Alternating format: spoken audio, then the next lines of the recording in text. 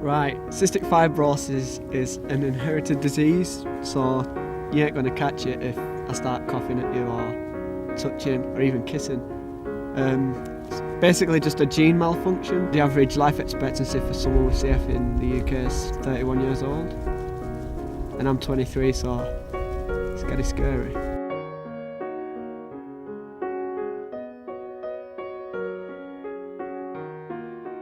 I was just a baby and I can't remember when I was diagnosed, but I think it was like my first birthday or just before it maybe. I'm not really sure, but I knew for a fact, I know that they didn't straight away when I was born and some things weren't right. John had lost a lot of weight. He could pick his skin up and it was like paper. One parent there said, "Have you seen that baby at the end, how skinny it is?" They hadn't even fed him. They thought we were starving him. I said, at 4 months old, he was nearly 16 pounds. And within a month, he'd gone from that to 9'4". I said, so we don't know what's wrong with him yet. No. Dr. Blumenthal, who's retired now, he sent tests off to Great Ormond Street and sent tests off to St James's. Yeah. And they come through, he got cystic fibrosis 2 weeks before he was 1. When I was younger, I had to have 3 sets of physio for about 30 minutes, once in the morning, when I got home from school, and then just before I went to bed. He's been excellent, absolutely excellent. He's never moaned about his physio and taking all those tablets. And the amazing thing, when he was a little lad, he had so many tablets to take, and he got hold of them all in one hand and swallowed them all at once. One of my fondest, proudest memories was 1998 August, first game of the season. I was mascot for Oldham Athletic, like my favourite football team.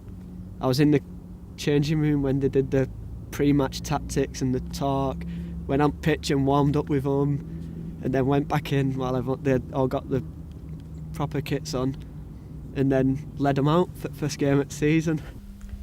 Well, at the moment he's like any other university lad, you know. They all think they can sing and they're all making groups, and he's always got something planned to have a go at, like, you know.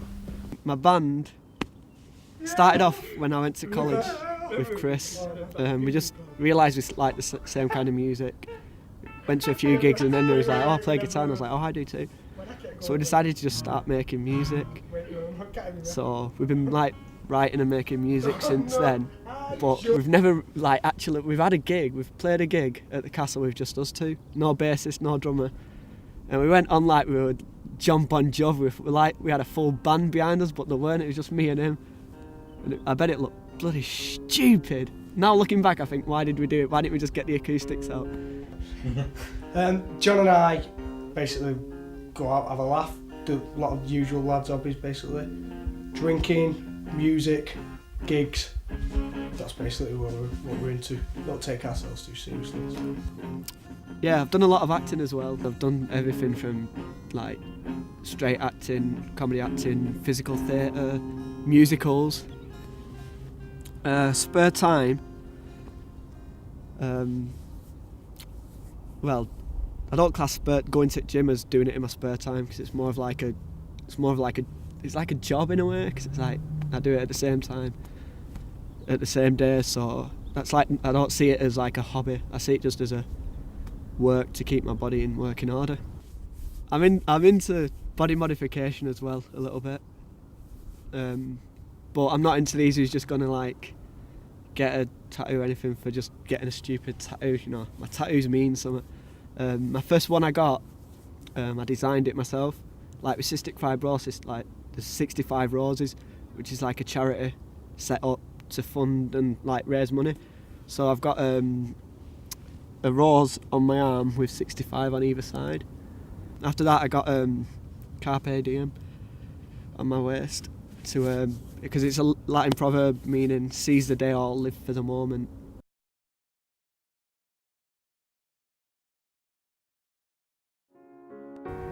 My grandma passed away, and I was dealing with it all right, but then like me and my girlfriend at the time broke up, and it just felt like the whole world was on me, and I went into a pretty dark, probably the darkest period of my life.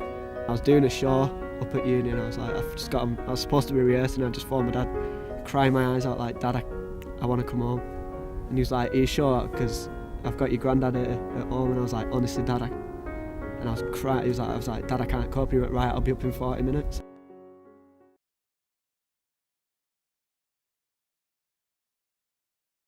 He went down to Wythenshawe, and they did some tests on him, and well, he said at the moment, he said you might not even have cystic fibrosis.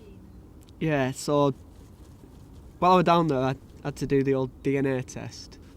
So they took my blood and tested for it, and he said that they couldn't find CF in my DNA, which was quite shocking, because 23 years of being told I had cystic fibrosis, and then to be told, oh, you didn't actually have it. It was kind of like, okay, so what's my life been doing all this time? What have I been doing? Taking all the tablets, doing all physio, all the stress and pain my mum went through to battle for me, to either keep me alive or get new drugs for me, what the NHS won't pay for.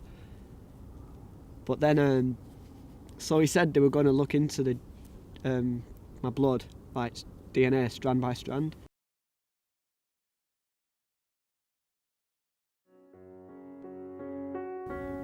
He sat me down and he said, right, we've got the results.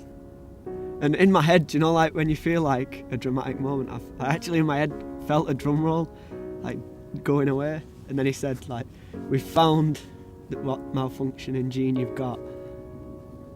And in a way, it just felt like I could relax again. I honestly don't know. I really don't know what I would have done if they'd have said I didn't have it.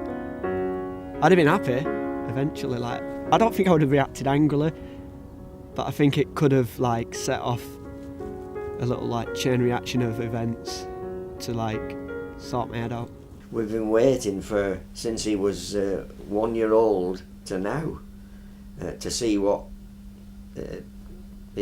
how he's going to deteriorate, and fortunately he hasn't. He's been very good. I think the life expectancy, being 31, don't really affect my parents, because when I was born, the doctors actually were saying, he might not make his first birthday.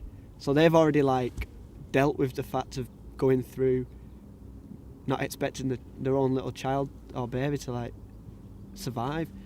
So obviously that'll have been an emotional time. So for them to say, 31, I think to them, they're lucky that I've seen 1, 2, 5, 10, 15, 18, 21 years, 23 now. I'm in my 24th year, and I think that's a bonus to them after being told I won't see my first birthday.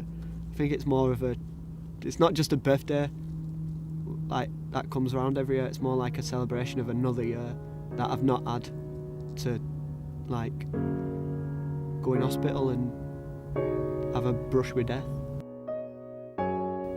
Life's just a ride. Just let go and enjoy it.